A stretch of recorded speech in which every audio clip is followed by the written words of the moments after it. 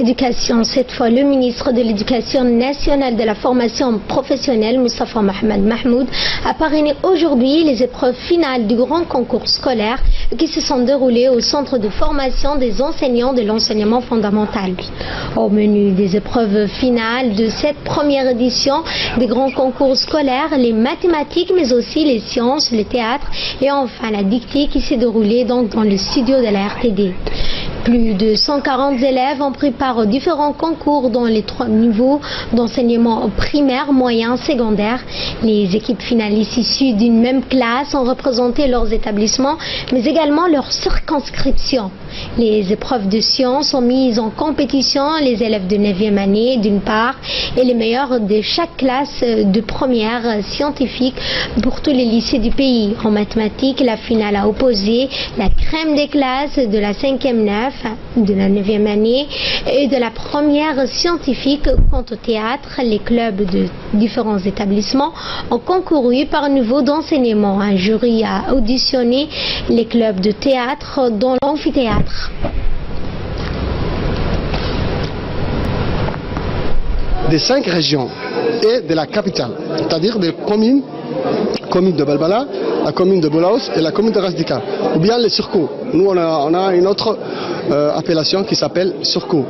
Donc tout ça vont concourir ce matin. Tous les élèves vont passer ce concours préparé par les MENFOP et nous on souhaite qu'on ait toujours de l'avant. Et ça, c'est un système qui va mettre en cohérence tous les participants de ce ministère qui peuvent juger leurs compétences leurs compétences en apprentissage. Et je souhaite que cela va continuer dans les années à venir et on espère qu'on va gagner nous. Quant aux épreuves de dictée qui se sont déroulées dans le studio plutôt de la RTD, les élèves de 5e année ont planché sur un texte extrait d'une œuvre de Jean-Marie Gustave, Le Clésio, tandis que les élèves de 6e année ont composé sur un extrait du texte Une lettre de Mariam Abba. Le ministre et les officiels ont assisté à ces 2 dictées qui ont été retransmises en direct sur les antennes de la télévision nationale afin de permettre à d'autres élèves de suivre et participer depuis le petit écran. À l'issue des dictées, les 2 textes ont été projetés aux participants et aux téléspectateurs. Fait marquant, le MENFOP avait pris les meilleures dispositions pour assurer l'accueil et l'hébergement de plus de 130 élèves issus des établissements scolaires des régions de l'intérieur qui ont trouvé le gîte et le couvert dans les salles dortoirs et les réfectoires du centre de formation des enseignants de l'enseignement fondamental. À l'issue des épreuves, le jury a immédiatement entamé le travail d'anonymat et les résultats ont été proclamés en direct sur les antennes de la télévision nationale. Écoutons à présent le secrétaire général du ministère de l'Éducation nationale et de la formation professionnelle. Au nom du ministre de l'Éducation nationale et de la formation professionnelle, son Excellence M. Moustapha Mohamed Mahmoud, nous tenons à remercier tout d'abord et à féliciter tous les établissements scolaires qui ont participé à ce grand concours scolaire. Ça a été une grande joie pour le ministère d'organiser ces concours.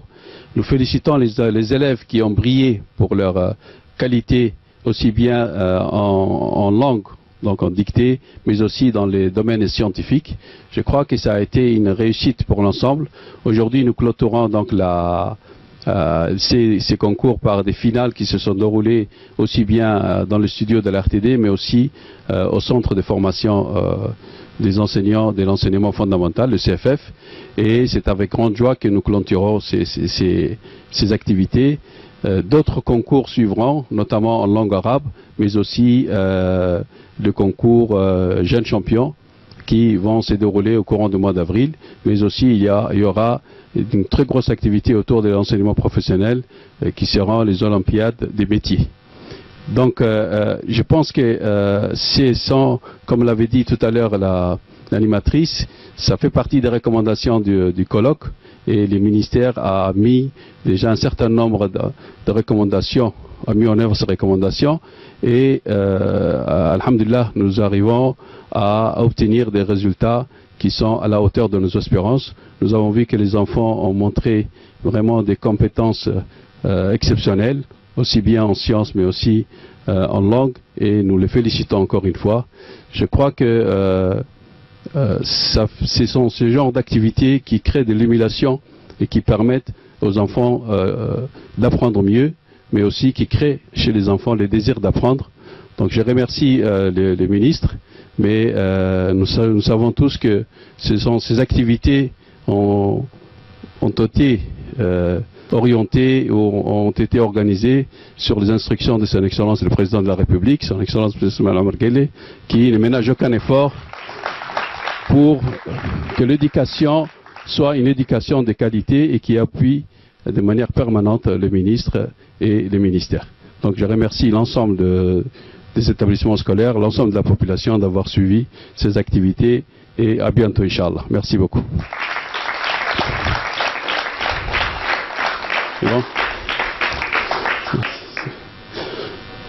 Oui, j'ai saisi aussi cette occasion pour adresser un grand merci à la RTD, vraiment sans qui ces activités qui sont transmises en direct à toute la population et qui ont permis à beaucoup de jeunes de suivre les dictées par exemple et de pouvoir s'entraîner aussi chez eux avec leurs parents. Un grand merci donc à la RTD et au directeur général de la RTD.